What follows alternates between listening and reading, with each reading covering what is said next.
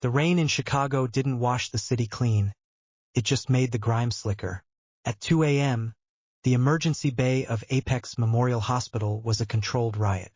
But the chaos froze the moment the black armored convoy screeched to a halt, blocking the ambulance entrance. Submachine guns. That was the first thing the triage nurse saw. 4 men in tactical gear jumped out of the lead SUV, weapons raised, scanning the perimeter like they were in a war zone, not a civilian hospital in the Midwest. "Clear the sector," one of them barked, shoving a paramedic aside. "We have a code black VIP. Move or be moved." Dr. Elena Vance was in the middle of suturing a drunk driver's forehead when she heard the commotion. She was 32 years old, with eyes the color of cold steel and hands that were insured for $3 million. She was the chief of trauma surgery, a title she had earned with blood, sweat, and zero patience for fools. She snapped her latex gloves off and marched into the hallway. "Who is making a scene in my hospital?" The scene was a spectacle of testosterone and panic. On the gurney lay a mountain of a man, his gray tactical shirt soaked through with dark, arterial blood. He was gasping, his skin the color of ash. "Get back!" A soldier with a buzz cut and eyes full of adrenaline pointed a rifle at Elena's chest. "We need the chief of surgery. Now!" Elena didn't flinch. She simply looked at the barrel of the gun, then up at the soldier's eyes. "I am the chief of surgery, and if you don't lower that weapon, I will have security remove it from you, surgically." The soldier hesitated. The authority in her voice wasn't learned in a medical school. It was forged in fire. "Let her through, Corporal," a voice rasped from the gurney. Elena stepped forward, ignoring the guns. She looked down at the patient. He was massive, a warrior carved from granite, but right now he was leaking life onto her floor. A piece of jagged metal protruded from his lower abdomen, perilously close to the femoral artery. She recognized him instantly. The air left her lungs, replaced by a vacuum of cold rage. Commander Silas Thorne, the Butcher of Helmand, the man who ran the Joint Special Operations Command, JSOC, and the man who, 8 years ago, had stood in front of a military tribunal and called Elena Vance a traitor to the uniform for treating a dying enemy child instead of securing a databank. He had stripped her of her rank, her pension, and her dignity. He had thrown her out of the army like garbage. "Well," Elena whispered, her voice dangerously soft, "karma has a sense of humor." Thorne's eyes, heavy with shock and blood loss, fluttered open. He squinted at her. He expected a terrified civilian doctor. Instead, he saw a woman with a scar running through her eyebrow and a gaze that could cut glass. "You!" Thorne wheezed. His heart monitor began to wail. "Vance." "It's Dr. Vance now, Commander," she said, checking his pulse. It was thready. "And it looks like you're bleeding out on my floor. Get me." Thorne gritted his teeth, pain spasms racking his body. "Get me someone else. Anyone else." Elena laughed. It was a dry, humorless sound. She looked around the room at the terrified residents and the aggressive soldiers. "You have a jagged piece of shrapnel, looks like titanium alloy, nicking your iliac artery. If anyone else touches that, it tears. You bleed out in 90 seconds. I am the only surgeon in this state with the vascular certification to handle this without killing you." She leaned in close, her face inches from the man who had ruined her life. "So here is the situation, Silas. You can die right here, drowning in your own arrogance. Or you can let the traitor save your miserable life. Your call." Thorne stared at her. The darkness was closing in on his vision. He realized, with a sinking horror, that the woman he had destroyed was now the god of his world. "Do it," he whispered, defeated. Elena straightened up, her face a mask of professional ice. "Prep OR. 1. Get me 4 units of O-negative. And get these guns out of my face before I sedate the lot of you." The surgery was a war of a different kind. For 6 hours, Elena Vance battled death. The shrapnel from the experimental drone explosion had done catastrophic damage. Under the bright halogen lights, Elena wasn't a victim. She was a maestro. Her hands moved with a speed that blurred, tying microsutures faster than the eye could follow. The assisting nurses watched in awe. They called her the saint behind her back, but they didn't know where she had learned to operate under this kind of pressure. They didn't know about the sandstorms in Afghanistan or the surgeries performed in the back of vibrating Humvees. When she finally clamped the last vessel and the vitals stabilized, Elena stepped back. Her scrub cap was soaked in sweat. "He's stable," she announced. "Close him up." She walked to the scrub sink, peeling off the blood-crusted gloves. As the water ran over her hands, the memories tried to claw their way back. The burning village, the child she saved, Thorne's screaming face, calling her weak. "Weakness is a disease, Lieutenant Vance, and I'm cutting you out." "I'm not weak, Silas," she told her reflection in the mirror. "And now I own you." She exited the OR, to find the hospital corridor transformed into a fortress. Major Julian Graves, Thorne's second-in-command, was pacing the floor. Graves was a man who smiled too much, a shark in a camouflage uniform. "Dr. Vance," Graves said, stepping into her path. "Excellent work. The Pentagon thanks you. We'll take over from here." "He's in the ICU," Elena said, brushing past him. "He is not to be moved for 48 hours. If you put him on a helicopter, the pressure changes will burst his grafts and he will die." Graves grabbed her arm. His grip was tight, a subtle threat. "Commander Thorne has enemies, Doctor. He isn't safe in a public hospital." Elena looked at his hand until he let go. "Then you should have done a better job protecting him in the field, Major. My patient stays." She walked to the ICU, needing to see Thorne awake. She needed him to know who had won. When she entered the private room, the blinds were drawn. Thorne was awake, groggy but alert. The pain meds hadn't dulled the intelligence in his eyes. "You're alive," Elena said, checking the monitors. Disappointed. Thorne looked at her. The arrogance was still there, but it was cracked. "Why?" he rasped. "You had the perfect chance. A slip of the scalpel. Oops, the general died on the table. No one would have blamed you." "I took an oath, Silas," Elena said, adjusting his fore-drip. "Do no harm. It's a concept you probably forgot when you were ordering drone strikes on civilian compounds." "I did what was necessary for the mission," Thorne argued, though his voice lacked its usual thunder. "You disobeyed a direct order. You compromised the unit for one civilian. And that one civilian grew up to be a peace activist who negotiated the ceasefire in Kandahar last year." Elena shot back. "My judgment was sound. Your ego was the problem." Thorne fell silent. He looked at the ceiling. "I'm up for Director of Defense Intelligence next month. If word gets out that I was saved by a disgraced medic." "You're worried about your reputation?" Elena scoffed. "You should be worried about your own men." Thorne frowned. "What?" "The shrapnel I pulled out of you," Elena said, lowering her voice. "It wasn't enemy ordnance. It was a prototype alloy used by Ares Corporation, American-made." Thorne's eyes widened. "A malfunction?" "No."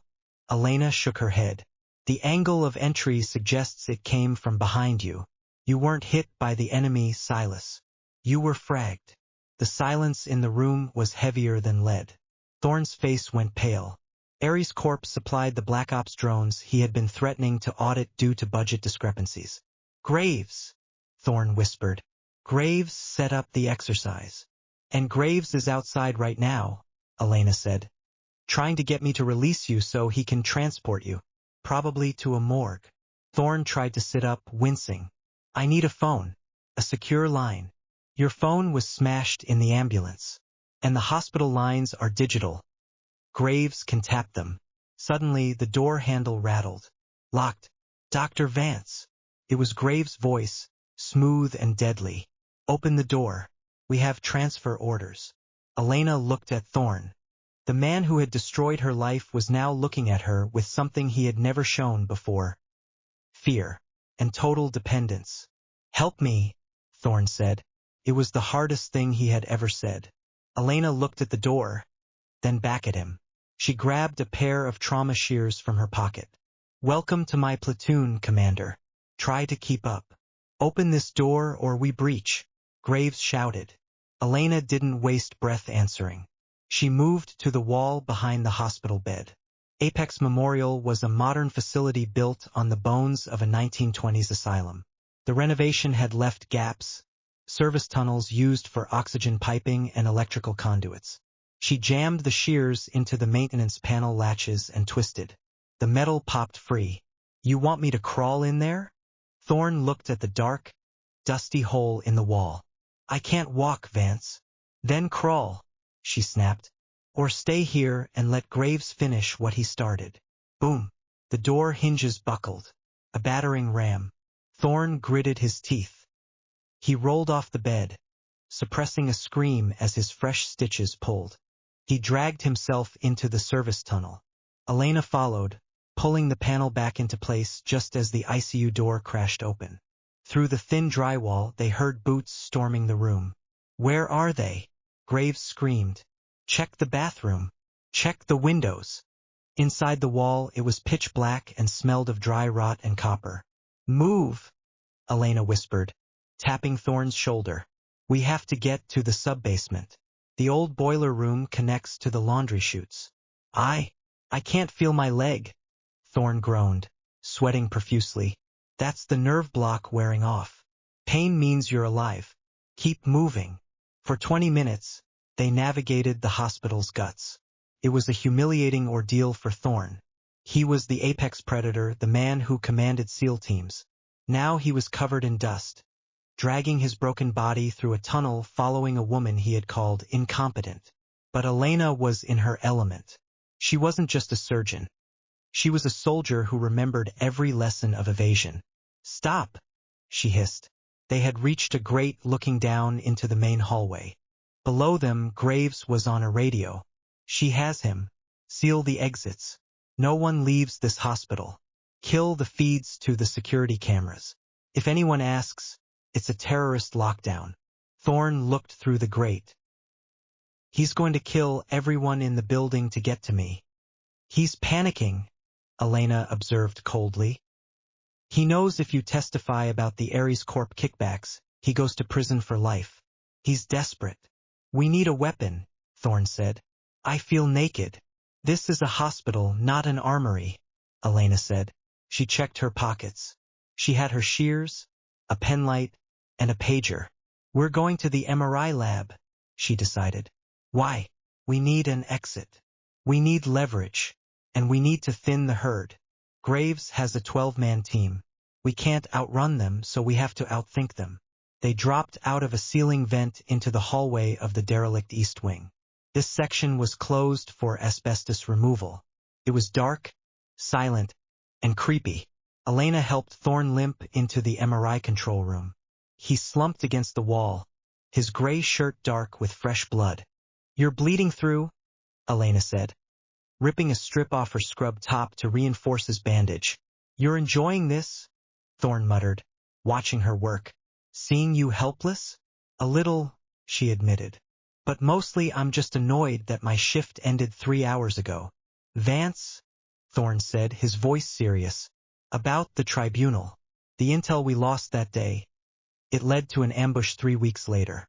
6 men died. That's why I came down on you. Elena paused. She looked him in the eye. And the girl I saved? She grew up, became a teacher, and hid 3 of our pilots in her basement last year. You count bodies, Silas. I count souls. That's the difference between a butcher and a healer. Thorne looked away. For the first time, the certainty of his past actions wavered. Crack. Glass shattered down the hall. Flashlight beams cut through the dust. They found us, Thorne whispered. I can't fight. I can barely stand. Get behind the console, Elena ordered. She moved to the large glass window looking into the MRI scanner room. The machine was an old behemoth, currently powered down but connected to the emergency backup grid. 3 mercenaries entered the room. They wore night vision goggles and carried suppressed pistols. Clear left, one whispered. Elena waited in the shadows of the control room. She flipped the breaker for the quench pipe but didn't activate it.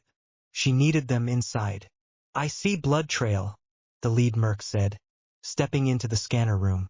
"They're in here." All three men stepped into the room with the massive magnet. Elena slammed her hand onto the control panel. "Sequence initiate." The machine hummed to life with a sound like a jet engine spooling up. What the? The mercenaries' weapons were steel. The MRI was a 3 Tesla magnet. Physics took over. The guns were ripped from their hands, flying through the air and slamming into the bore of the machine with the force of a car crash. The lead mercenary, who was wearing a steel-plated tactical vest, screamed as he was lifted off his feet and pinned helplessly against the donut-shaped machine. "My ribs! It's crushing my ribs!" Elena grabbed the microphone on the console. "Gentlemen," her voice boomed over the intercom, "you are currently stuck to a 3-ton magnet. If you try to pull away, the metal buttons on your pants will likely castrate you. I suggest you stay put." She turned to Thorn. He was staring at her with wide eyes. "Remind me never to piss you off again," he muttered. "Too late," she smirked. "Grab their radio. We need to make a call." They moved deeper into the basement. Thorn had the radio, but Graves had jammed the frequencies. They were cut off. "We're trapped," Thorn assessed. "Graves will realize his men are down. He'll send the rest. We're in a dead end." They were in the boiler room now. Huge tanks of pressurized steam hissed around them. It was sweltering hot. "We're not trapped," Elena said, looking at a specific pipe marked high-pressure release. "We're bait." "Explain," Thorn demanded. "I can't get a signal out," Elena said, "but I can trigger the fire suppression system. It will automatically alert the fire department. Once the FDNY shows up, Graves can't shoot us." "Smart. Do it." Elena climbed a ladder to reach the manual override valve. But as she reached the top, the boiler room door burst open. Graves stood there. He wasn't smiling anymore. He held a heavy assault rifle. 2 more men flanked him. "End of the line, Doctor," Graves shouted over the roar of the furnaces. "Step away from the valve." Thorn dragged himself behind a concrete pillar. He had a pistol he'd scavenged from the MRI room, but he only had 4 rounds. "Julian," Thorn shouted. "It's over. The Pentagon knows. The Pentagon knows what I tell them." Graves yelled back. "And I'll tell them you died a hero, killed by a disgruntled ex-officer who went crazy. It's a tragedy, really. Poor Dr. Vance." Graves raised his rifle, aiming at Elena on the catwalk. "Vance, jump!" Thorn roared, breaking cover to fire 2 shots. One pinged off Graves' helmet. The other hit his shoulder plate. Graves spun and fired a burst at Thorn, chipping the concrete pillar. Elena didn't jump. She grabbed a heavy wrench and swung it with all her might. Not at Graves, but at the valve of the main steam pipe next to her face. Clang. The rusty metal sheared off. Whoosh. A jet of superheated steam, pressurized to 400 psi, exploded outward. It created a blinding, scalding wall of white fog between the catwalk and the door. Graves screamed as the heat hit him. It wasn't enough to kill, but it was enough to blind and burn. His men scrambled back, coughing and flailing. "I can't see. I can't see." Elena slid down the ladder, landing next to Thorn. "Go." The steam triggers the heat sensors. Sirens began to wail throughout the building. The fire alarm. A deafening, beautiful sound. "You crazy bitch," Thorn laughed, coughing in the steam. "You actually did it." "I told you." She grabbed his arm, hauling his massive weight up. "I save lives. Sometimes I have to almost kill them to do it." They stumbled out the rear maintenance exit, bursting into the cool, rainy night of the alleyway. They weren't safe yet. The alley was blocked. A black van idled there. The side door slid open, and a man with a sniper rifle stepped out. It was the last of Graves' team. Thorn slumped against the brick wall. He was done. The blood loss, the exertion, his body had shut down. He slid to the ground. "Vance? Run," he whispered. Elena stood over him. She was unarmed. She was exhausted. Her scrubs were ruined. The sniper raised his rifle. "Don't make this hard, document." Elena looked at the sniper. Then she looked past him to the street. "I wouldn't shoot if I were you," she said calmly. The sniper paused. "Why?" "Because—" Elena pointed to the roof of the parking garage across the street. "You're on camera." The sniper looked up. A drone was hovering there. Not a military drone. A news drone. Elena pulled a crumpled business card from her pocket. Channel 5 Investigative News. She had paged the tip line from the MRI room's landline before they left. "I told them there was a terrorist attack at the hospital." Elena smiled coldly. "The news choppers are 2 minutes out. That drone is live streaming to Facebook right now." The sniper froze. Killing a target in a dark alley was one thing. Executing a doctor on a live stream with 50,000 viewers was another. Screeching tires filled the air. Not police. Fire trucks. 6 of them, lights blazing, turning into the alley. The sniper cursed, jumped back into the van, and peeled away. Elena slid down the wall next to Thorn. "You called the news?" Thorn chuckled weakly. "You leaked a false terrorist report?" "I improvised," Elena said, closing her eyes. "I figured you'd appreciate the tactical misdirection." Thorn looked at her, really looked at her with a mixture of awe and shame. "I was wrong," he said, his voice thick. "About what?" "About you. You're the best soldier I've ever seen." "I'm not a soldier, Silas," she said, listening to the firefighters shouting orders as they ran toward them. "I'm a nurse, and a damn good doctor. Don't you forget it." 3 months later, the Senate hearing was televised globally. The scandal of Ares Corp and the assassination attempt on Commander Thorn had rocked the military-industrial complex. Major Graves was in Leavenworth, awaiting trial for treason. General Silas Thorn sat at the witness table. He was using a cane, and his face looked older, etched with new lines. "General," the senator asked, "you claim that Dr. Elena Vance acted with heroism beyond the call of duty. Is that correct?" "That is incorrect, Senator," Thorn said into the microphone. The room went quiet. Elena, watching from the back row in a simple navy dress, stiffened. Was he going to betray her again? "Heroism implies she did something extraordinary for the moment," Thorn continued, his voice steady. "Dr. Vance acted with the consistent moral courage that I failed to recognize 10 years ago. I am here today to publicly formally apologize. I wrongfully stripped her of her rank. I let my ego dictate my command." He looked directly at the camera. "I have submitted a request to the President to reinstate Elena Vance's rank with full back pay and to award her the Distinguished Service Cross. Furthermore, I am resigning my commission, effective immediately." The room erupted in gasps and flashbulbs. Thorn stood up and turned to look at Elena. He offered a salute. It wasn't a superior saluting a subordinate. It was a warrior saluting his equal. Elena didn't salute back. She simply nodded, a small, satisfied smile playing on her lips. She stood up and walked out of the hearing room before the reporters could swarm her. Outside, on the steps of the Capitol, the sun was shining. Thorn caught up to her. "Elena," he called out. She stopped. "Mr. Thorn. Unemployed now, I hear." "I had it coming," he said, leaning on his cane. "The offer stands. The Army wants you back. You could be Surgeon General one day." Elena laughed. She looked at the white marble buildings, the uniforms, the power. Then she looked at her hands, the hands that healed, not harmed. "No thanks, Silas," she said. "I have a shift at 6 p.m. People get hurt in Chicago every night, and they need someone who gives a damn. You're walking away? Just like that." "I already won," Elena said, putting on her sunglasses. "You admitted you were wrong on national TV. That's enough satisfaction to last me a lifetime." She turned and walked down the steps, her heels clicking a rhythm of freedom against the stone. "If your leg bothers you," she called back over her shoulder, "take 2 ibuprofen and call someone else." Thorn watched her go, a smile finally breaking through his stoic mask. "Yes, ma'am," he whispered. Elena Vance disappeared into the crowd. Not a general, not a hero, but something far more dangerous and powerful.